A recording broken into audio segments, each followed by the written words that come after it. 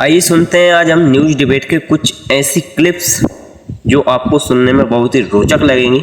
तो चलिए अब स्टार्ट करते हैं। जब देश की आजादी की लड़ाई चल रही थी, इनकी पार्टी का नाम है भारतीय जनता पार्टी। भारतीय जनता पार्टी की मां है जनसंघ, जनसंघ की मां है हिंदू महासभा और आरएसएस। हिंदू महासभा और आरएसएस से इनकी पार्टी का जन्म हुआ है। जब देश की आजादी की लड़ाई चल रही थी तो हिंदू महासभा और आरएसएस अंग्रेजों के साथ थी, आजादी की लड़ाई में शामिल नहीं थी। इसलिए जब देश आजाद हुआ तो देश की जनता ने इन्हें नकार दिया। समाज जो देखती है वो असर उसके भीतर होता है। आप माने या बिल्कुल मत माने मेरी बात को, बात तो सही है, लेकिन आपने अश्लीलता देखी है। तू समझा? हाँ। नहीं, तू समझा नहीं। सामने तो आपके दिमाग में वो अश्लीलता भरी होगी। ये सब क्या देखना पड़ रहा है?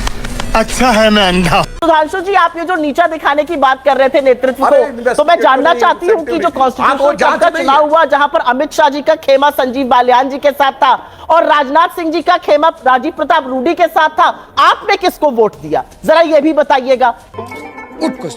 एनआरसी के लिए आप सदन में कहते हैं एनआरसी नहीं रहो ना, विपक्ष की बात हमसे कह रहे हैं। और बाबा साहब को एक एमएलए होने के बावजूद उन्हीं की पार्टी से जिताकर सारे के सारे कांग्रेस एमएलए ने राज्यसभा भेजा था। यह सत्य है, इसको तोड़ा मरोड़ा मत करिए। जनता माफ नहीं करेगी। हर बार झूठ बोलकर, हर बार व्हाट्सएप के फर्रे पढ़ के थोड़ी जाइएगा, लेकिन जाते जाते ये जरूर बताइए संजीव बालियान या राजीव प्रताप रूडी में से वोट किसको दिया आपने? आप राजनाथ सिंह जी के साथ खड़े थे या अमित शाह के साथ खड़े थे? ये बात आप जरूर बताइए। आप मैं नहीं बताऊंगा। सरकार तानाशाही तरीके से चला रही है। भाई कश्मीर में शासन हट गया, अभी मजा आएगा ना भिड़ो। 370 हटनी चाहिए, अच्छा हुआ। इसके लिए मगर हटाने का तरीका न कल वैलिड था, न आज वैलिड है, न इतिहास में उसे वैलिड कहा जाएगा। कौन है ये लोग? कहां से आते हैं? जब 1990 में इन्होंने हिंदू मुसलमान करके, यही नहीं, अभी और सुनिए, मस्जिद पे प्रहार करके, मंदिर मस्जिद करके और सरकार बना ली। 14 तक में इनकी फुल मेजोरिटी की सरकार आई है, तो इन्हें तब लगा कि अब देश आजाद हुआ है। गजब बेइज्जती है।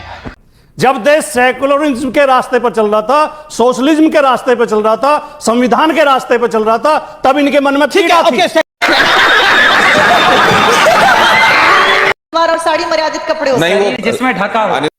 बात तो सही है। अगर आप कह रहे हैं ना कपड़े ढके हो तो मेरे को हिजाब पहन लेना चाहिए। उस हिसाब से हिजाब पहनने की जरूरत नहीं है। आपने अच्छे कपड़े पहने। महत्वपूर्ण सवाल है। कोई औरत मैंने साड़ी पहनी है, मैं मर्यादित हूँ, लेकिन आपको मेरा बैकग्राउंड नहीं पता। क्या पता मैं रात को पार्टी करती हूँ, क्या पता मैं शराब पीती हूँ, क्या पता मैं घूमती हूँ, मैं पीती हूँ। बहुत अच्छा। तो मेरे कपड़ों से आप मेरे कैरेक्टर को जज नहीं कर सकते। हमारे मतलब आपको मत सिखा। तो आपने शराबियों से बात करने बिठा दिया मेरे को आज।